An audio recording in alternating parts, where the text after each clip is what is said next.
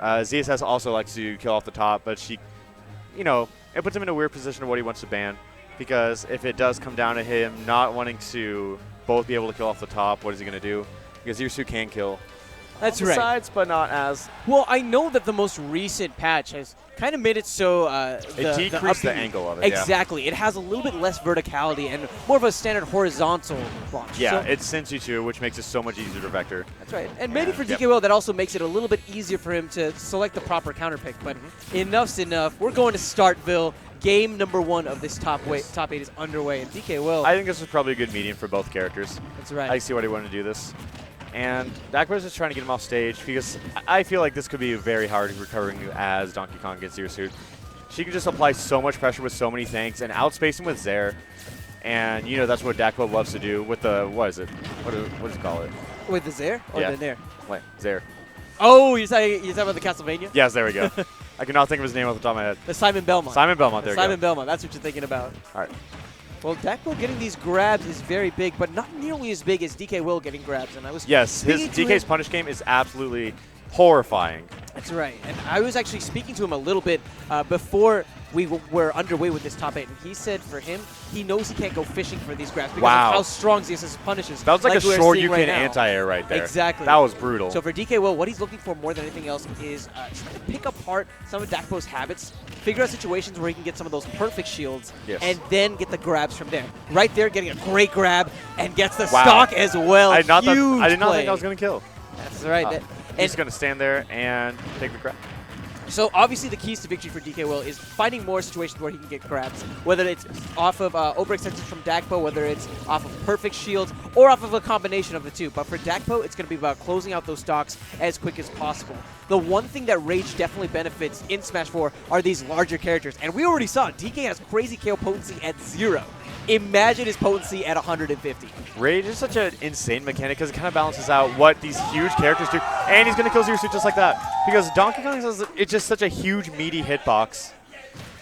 And that's just so rough, especially with someone like Zirsu who can just auto-cancel literally everything. The ding-dong coming out and closing out game 1.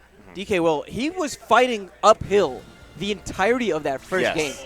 And the way that he phrased it to me was, if he can make this matchup look even, he's done his job. Honestly, he really, really came out on top there. Because he can just get so much off grabs. And Zirsu, you know, down throw, up air. But yeah, let's not be wrong. Both of these characters certainly benefit a lot off of the grabs. But what's really, really important is going to be how they get the grabs more than anything else. ZSS has that tether grab, and the issue with that is, as you're seeing from DKwill, he's able to space around that and then get some punishes afterwards. And especially just how tethers work, it's just, he can just get in there and punish however he really wants to in this. But, all right, he tried to get the pivot grab and, you know, no grab armor. Dakpo making his way back onto the stage, and I love the option of the falling nair. No, he's going to get the air dodge. Yep.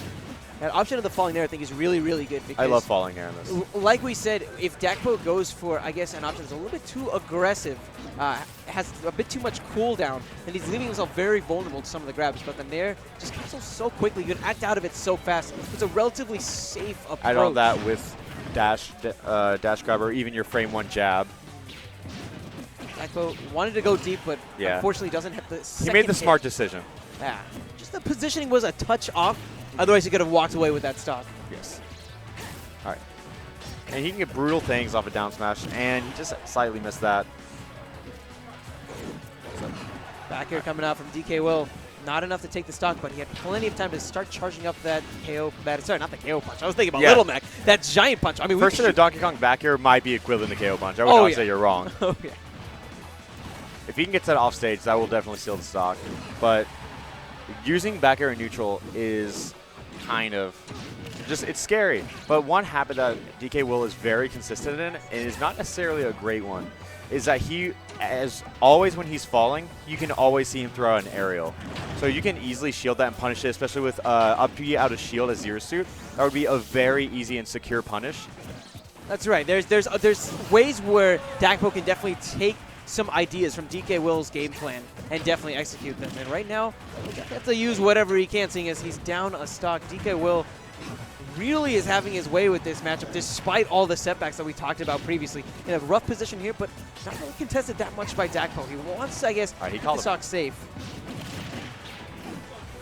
He called him out before he got the giant punch out, so he got him off stage. Now he's in a better position. And that down B is going to take it. What a brutal thing.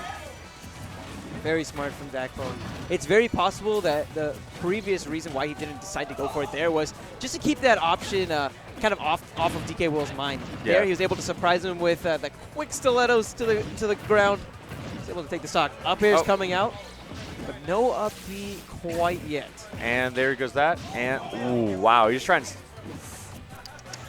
Smart from DKwill. He might not play against Nairo every single week, but he knows what to do to avoid those stilettos. Gets the matchup grab. knowledge really goes far against Zero Suit, because knowing how to DI everything and knowing what she wants in it, because it's scary playing against Zero Suit. She can apply pressure in so many ways and so well.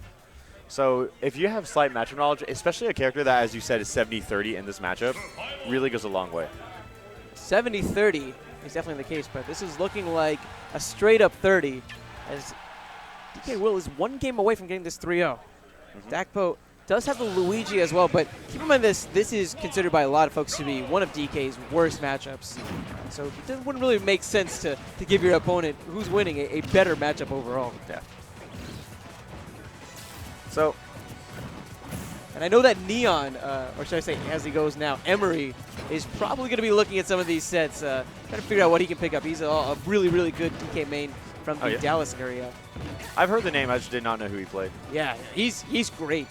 He's really, really good. He and DKwill definitely labbed it up a lot back in the Brawl days. Oh, really? Yeah.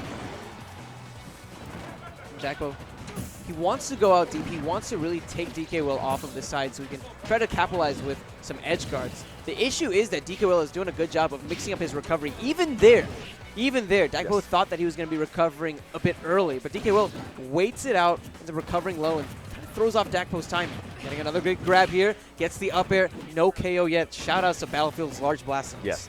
And you see Zero Suit consistently going for ledge trumps, because if she can, I feel like Dakpo's just missing the timing by like a minimal amount of frames every time he tries to do it, because a ledge trump against DK, that was just rude, and you know it.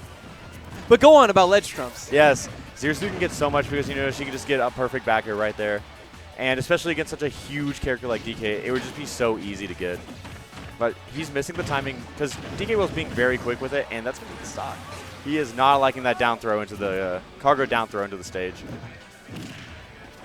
One apiece here between these two players. For Dakpo, this is his winner's side life on the line. Trying hard not to get 3-0'd. He is obviously not going down without a fight, though. There's definitely some cases of, I feel, matchup infamiliarities. We don't have all that many DKs to really train against, aside from Emery, who comes out occasionally. Yeah. But Dakpo might be starting to learn a little bit. DKwill, however, gets the grab. Waited a second there. Gets another grab. That's it.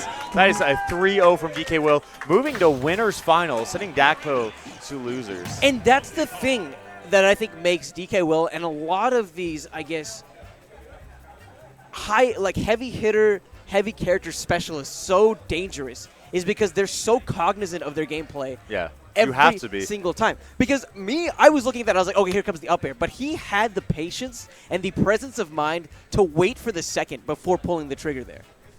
Brilliant.